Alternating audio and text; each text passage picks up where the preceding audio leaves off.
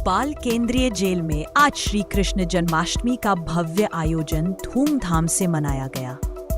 पूरे जेल परिसर को जन्माष्टमी के रंग में सजाया गया, जहां कैदियों ने अपनी कला और भक्ति का अद्भुत संगम प्रस्तुत किया। कैदियों द्वारा तैयार की गई आकर्षक झांकियां और भजन प्रस्तुतियां दर्शकों का मन मोह रही हैं। श्री कृष्ण लीला और माखन चोरी की झलक पेश करती झांकियों में कैदियों की रचनात्मकता और भक्ति भाव साफ झलका। इस अवसर पर प्रदेश के चिकित्सा शिक्षा मंत्री विश्वास कैलाश सारंग केंद्रीय जेल पहुंचे और कैदियों की कला और भक्ति भाव को नजदीक से देखा। उन्होंने कहा कि यह आयोजन समाज को सकारात्मक संदेश देता है और कैदियों की छुपी प्रतिभा को सामने लाता है। जेल प्रशासन, सांस्कृतिक मंडल और कैदियों की संयुक्त भागीदारी से आयोजित यह उत्सव एक अनूठा उदाहरण बन गया है। इस आयोजन में यह साबित कर दिया कि भक्ति और कला की कोई सीमा नहीं होती, चाहे वह जेल की दीवारों के भीतर ही क्यों न हो। आज कृष्ण जन्माष्टमी की सभी को बहुत बहुत शुभकामनाएं।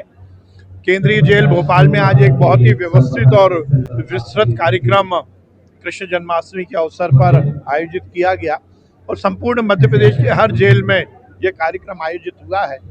जेल नहीं है, बंदी गृह नहीं है, बल्कि सुधार गृह है। यही हमारी सरकार की मंशा है और इसीलिए जेल में सुव्यवस्थित व्यवस्थाएं और हर कैदी सुधार गृह में अपने आप को सुधार सके, ऐसा माहौल देने का प्रयास हमारी सरकार कर रही है। कृष्ण जन्माष्टमी की बहुत बहुत शुभकामनाएं देता हूं। आज का दिन हम सबके लिए बहुत महत्वपूर्ण दिन है। आज ही के दिन कृष्ण ने भगवान का स्वरूप धारण करके अवतार लेकर इस पृथ्वी लोक में जन्म लिया था। जैसा वरुण जी ने बताया कि उनका जन्म जेल में हुआ, किन परिस्थिति में हुआ इसके बारे में यहाँ आवश्यकता नहीं है बोलने की, पर मुख्य मुद्दा यही है कि कृष्ण धरा पर क्यों आए, कृष्ण को धरा पर आने की क्या जरूरत थी। विष्णु जी के अवतार के रूप में यदि वो इस धरा पर आए तो उन्होंने अपने हर एक व्यक्तित्व के माध्यम से, हर एक कृतित्व से कहीं ना कहीं मानव जाति को संदेश दिया।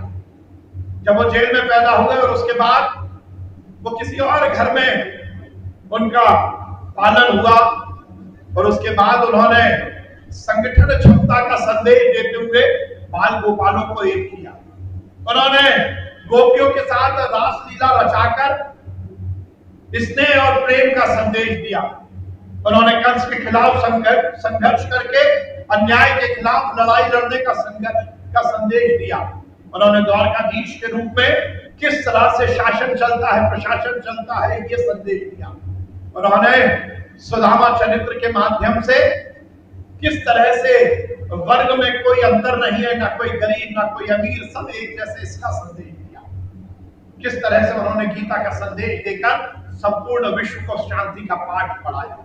कृष्ण का व्यक्तित्व, कृष्ण का कृतित्व, हर एक उनकी लीला हमें ये सिखाती है कि मानव के रूप में हमें कैसे जीना है। तो आज हम केवल पूजा अर्चना ही नहीं कर रहे कृष्ण की, केवल हमने लड्डू गोपाल की आरती नहीं की, बल्कि आज यदि हम सही रूप में कृष्ण जन्माष्टमी मनाना चाहते हैं तो हमें ये व्यक्तित्व, उनके कृतित्व को आत्मसात करने का संकल्प लेना होगा। यदि कृष्ण को जीना है तो कृष्ण के बताए मार्ग पर चलना।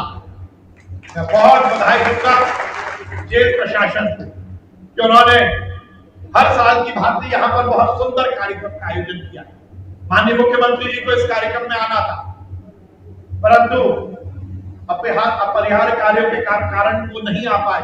उन्होंने मुझे भेजा और विशेष रूप से ये संदेश दिया कि वो कृष्ण जन्माष्टमी के इस कार्यक्रम में हो सकता है जेल में शारीरिक रूप से उपस्थित नहीं हो, पर मानसिक रूप से और आत्मा के साथ इस कार्यक्रम में वो उपस्थित है। आप सभी को उन्होंने कृष्ण जन्माष्टमी की बहुत शुभकामनाएं दी।